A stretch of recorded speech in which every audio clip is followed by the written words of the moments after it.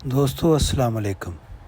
آج ہم قرآن کی سورہ 19 یعنی سورہ مریم آیت 71 کا مطالعہ کریں گے۔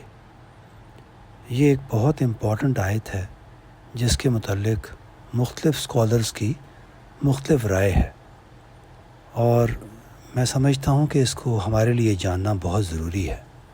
تو چلیں پہلے ترجمہ پڑھتے ہیں۔ اس آیت کا ترجمہ پڑھنے سے پہلے میں جو اس سے پہلے کی آیات ہیں ان کا بھی ترجمہ پڑھوں گا تاکہ ہمیں اس کا کانٹیکسٹ سمجھ لگ جائے۔ اس لیے میں ترجمہ شروع کروں گا آیت 66 سے۔ تو ترجمہ کچھ ایسے ہے: انسان کہتا ہے، کیا جب میں مر جاؤں گا تو پھر زندہ کر کے نکالا جاؤں گا؟ کیا انسان کو یاد نہیں آتا کہ ہم اس سے پہلے اس کو پیدا کر چکے ہیں جب کہ وہ کچھ بھی نہیں تھا؟ سو تیرے پروردگار کی قسم، ہم ان کو بھی ضرور اکٹھا کریں گے اور ان کے شیطانوں کو بھی، پھر ان سب کو جہنم کے گرد اس طرح حاضر کریں گے کہ مجرموں کی طرح یہ گھٹنوں کے بل بیٹھے ہوئے ہوں گے۔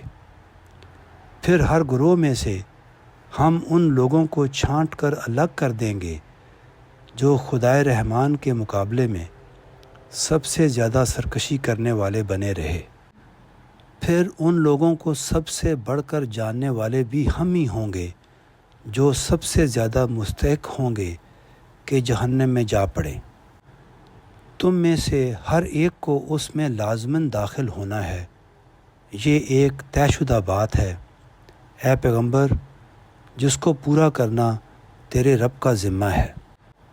دوستو، یہ جو لاسٹ میں نے آیت پڑھی جس کا ترجمہ کچھ ایسے تھا، تم میں سے ہر ایک کو اس میں لازماً داخل ہونا ہے، یہ ایک طے شدہ بات ہے، اے پیغمبر، جس کو پورا کرنا تیرے رب کا ذمہ ہے۔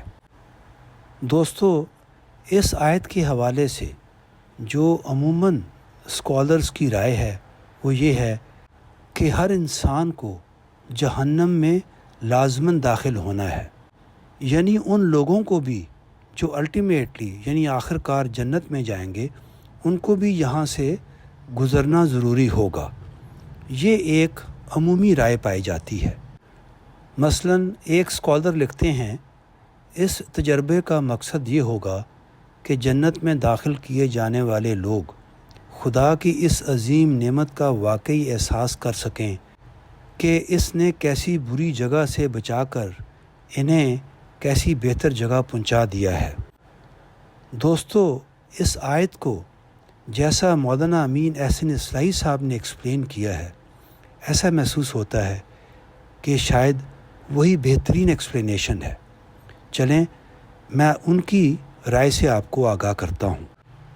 دوستو، ان کی رائے میں کچھ گرامیٹیکل پوائنٹس بھی ہیں جن کو سمجھنا ضروری ہے، اس لیے میری خواہش ہے کہ میں ان کا نقطہ نظر کمپریہنسولی یعنی پوری طرح پیش کر دوں۔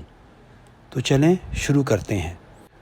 مولانا لکھتے ہیں، حتم کا مفہوم اور مجرمین سے خطاب۔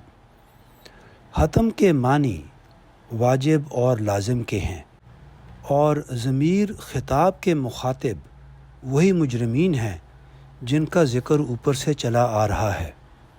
اوپر کی بات بصیغہ غائب کہی گئی ہے اور یہ بات ان کو مخاطب کر کے ارشاد ہوئی۔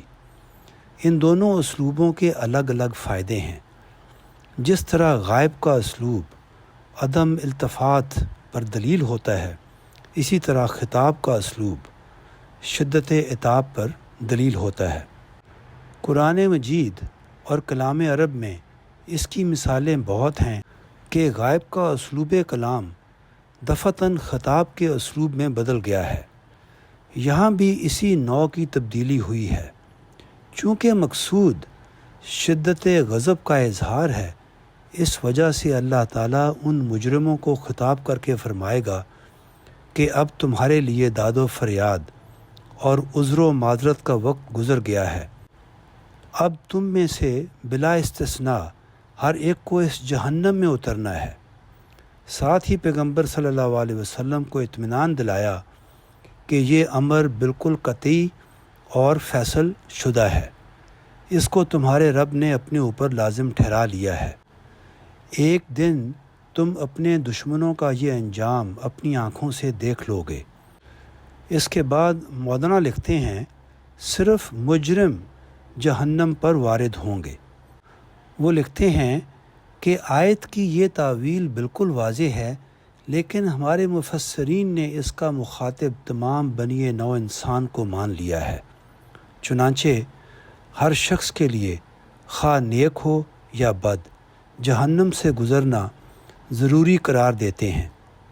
بس اتنی خیریت ہے کہ وہ کہتے ہیں کہ جہنم پر پل اسرات کے نام سے ایک پل ہوگا جس پر سے نیک لوگ تو گزر جائیں گے، البتہ وہ لوگ جہنم میں پڑے چھوڑ دیے جائیں گے جو برے ہوں گے۔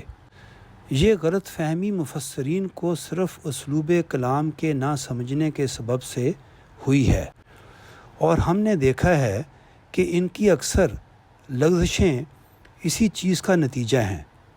تعجب ہے کہ اتنی سخت بات کہتے ہوئے ان حضرات کو قرآن کی وہ آیت یاد نہیں آئی جو سورہ انبیاء میں نیکوکاروں سے متعلق وارد ہوئی ہے۔